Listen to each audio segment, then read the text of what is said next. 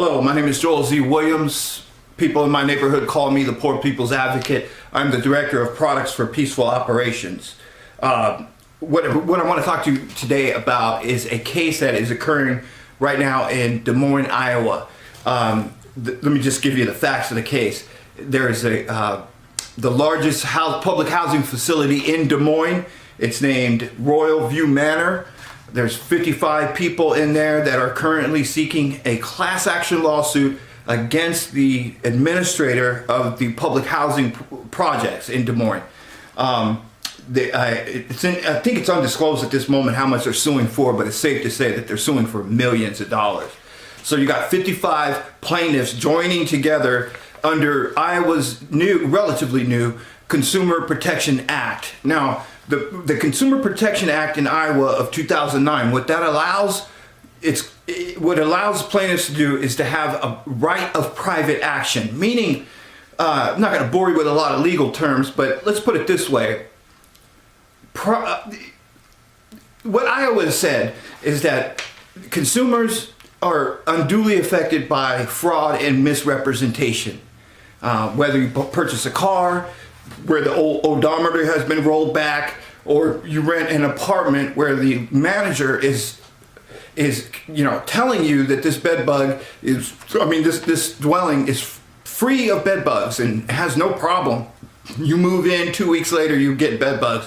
What the 2009 law says in Iowa is that now a citizen has a private right of action to sue the state and federal government as well if they can't go directly after the individual landlord. Because in this particular case, they are in Section 8 housing, which is administrated typically by a city administrator. The city administrator receives money from state and federal government to put people in subsidized housing, and they are essentially become the landlord. So prior to this law, you would almost have to sue the state or the federal government by yourself, And what this law allows plaintiffs to do is join together and bring their own class action lawsuit. And just in life, as in the same thing goes in law, is the more people you have joined together, the better it is, the better off you are. Now, let's give some history on this. Going back to 2007, this Royal View Manor has been having difficulty with bed bugs. Now, they have implemented on their own, they have taken steps to abate the bed bugs, usually with propane heaters. Anybody that is dealing with bed bugs for quite some time will tell you propane heaters don't do much over the long term. They will kill the bed bugs, the adult bed bugs that are already inside the dwelling, but they have a tendency not to kill the eggs, and you also run the risk that you're going to push the bed bugs out of that particular room and into an adjacent facility. So that's the knock on propane heaters. They are somewhat effective, but they're not a holistic approach. And the best way to approach bed bug infestation in a multi-dwelling residence, like a apartment complex or something like that, would be to spray every room altogether, so they have nowhere to go and they can't be run from room to room to room to room. And so what this class action lawsuit, and I think others will do, is it's a very expensive lawsuit, number one. Let me back up and give a little history. These two attorneys, Jeff Lipman and Steve Wandrow in Iowa, have done this before. This is not their first rodeo. They sued two other properties, Section 8 properties in the Iowa area, in the Polk County area. Just in 2010, I believe it was, a judge approved a settlement agreement for let me make sure I get this correct, how much it was. $2.45 million. So almost $2.5 million was the settlement. $800,000 of that was for attorney's fees. So you can see, I always get really upset when I hear attorneys telling me, oh, well, I would take on bed bug cases, but they just don't pay. The clients don't have any money, and there's no guarantee that we're going to win. I'm pretty sure these two guys can live pretty good on $800,000 attorney's fees. The point I'm trying to make here is that the rules have changed in Iowa and many other states. Make sure I'm recording. These private right of action, this private cause of action, gives you some armor. When you step into court, you don't have to go it alone. And you can get attorneys to work for you on a contingency fee basis, meaning they don't get paid unless they make some money. And that has long been a hurdle for bedbug cases. Many attorneys simply won't take them on because they're not proven game winners. They're not going to pay the bills. This changes things. And I think what a district judge has just recently said in Iowa is really going to make it even better for tenants. Is the district judge says there is enough information for this case to proceed that there has been harm done to these tenants. Let me back up on the story and tell you a little bit about the woman that they interviewed. The Des Moines Register did the article. This is a 53-year-old woman. She first developed bed bugs on October 7th. They didn't start moving. The management didn't start taking steps till about October 27th. So about 3 weeks later.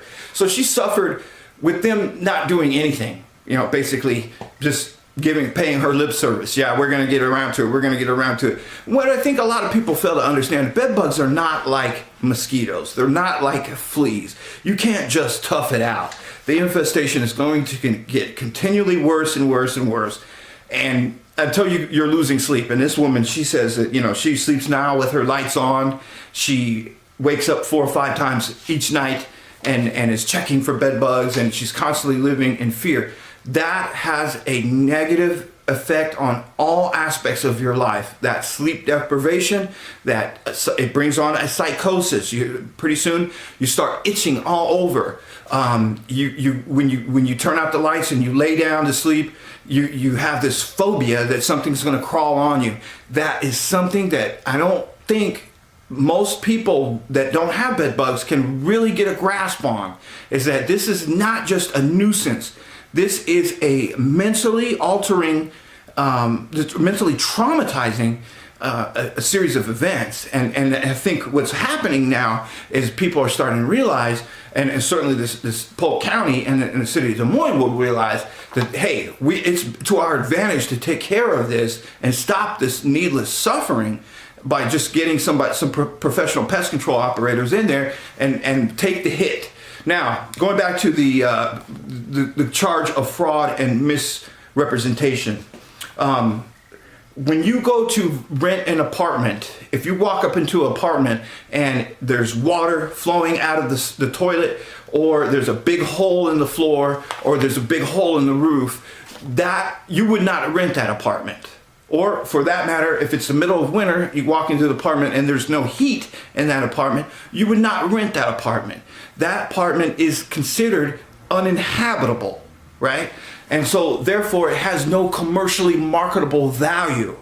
And so what my goal and other people who are interested in the legal aspects of fighting bed bugs is trying to get most local and state jurisdictions to realize that the infestation of bed bugs is a habitability issue. If you were a tenant that was looking for an apartment to rent and you walked up in there and the landlord said, sorry, I can let you have this apartment, but I want to tell you up front that there's bed bugs here, or there has been bed bugs here in the last 6 months. I need to disclose that to you. I want you to know that going in.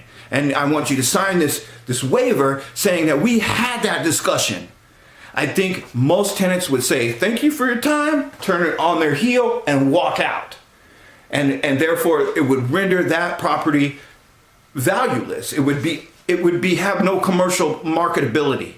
And that's what these lawsuits are trying to prove. They're trying to show a jury and a court, they're trying to show that, listen, if the landlord had been straight up and honest up in the beginning and said, yes, we've had infestation problems here at Royal View Manor and other, not in this particular room, but in other dwellings, other residences within this building. We've had bed bugs in the past. Would you still like to sign up for a 6-month to a year lease? Would you still like to come on? I think what most reasonable people would say is no. Or if they would sign on, they certainly wouldn't do it at the rate that they were being charged. And so by not disclosing that, what I consider to be a material fact to the contract, to the lease agreement, by not disclosing that, you are misrepresenting something. It was no different than somebody trying to sell you a car that has been salvaged, that was in Hurricane Katrina and has been flooded with water, and you cleaned it up and made it look good, and now you're trying to pass it off as it's a brand new car or relatively new car. That's misrepresenting a material fact that would affect the market value of the overall contract. You are by definition, in the legal sense, you have breached the contract when you do that. And that's what this lawsuit is trying to do. And so the reason why I go off on these tangents, the reason why I try to coach people up on this is know that when you are renting an apartment, have that conversation with your landlord. Everybody has a cell phone now. Tape record it. They don't need to. Most states are single party consent states where only one person needs to know that the recorder is on. So you don't have to disclose that.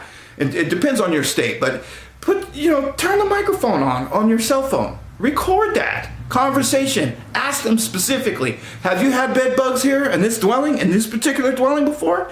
Have you had them in this building? Have you had them on this location? If they answer you in the negative and they tell you no, I don't know what you're talking about. What bed bug? What is the bed bug? You got them on record, and it's even better to get it in writing. A lot of people, when they get a lease agreement, they think that when they get a lease agreement from the landlord, they think that they can't write anything on. No, you have the right to write in. If it's 29 points on that contract, you can make number 30. You can pencil in, I want to make sure that this apartment is bed bug free. And when you sign that and they sign it, that means that is in the contract. Now, they don't have to sign that. They can say, I'm not going to sign that. But that tells you right then that they probably have a problem with bed bugs. Right? Walk away. Get out of that. Don't get yourself stuck in a situation where it's going to take some legal remedy to get you out. All right. My name is Joel Z. Williams. I am the Poor People Advocate. If you have any questions, please post it to the site. Put some activity on the site. There's a lot of people lurking. A lot of people watch the videos, but they don't comment. They don't like. They don't subscribe. Come on. These ideas are free. They don't cost you a thing. Put some activity on the site, all right?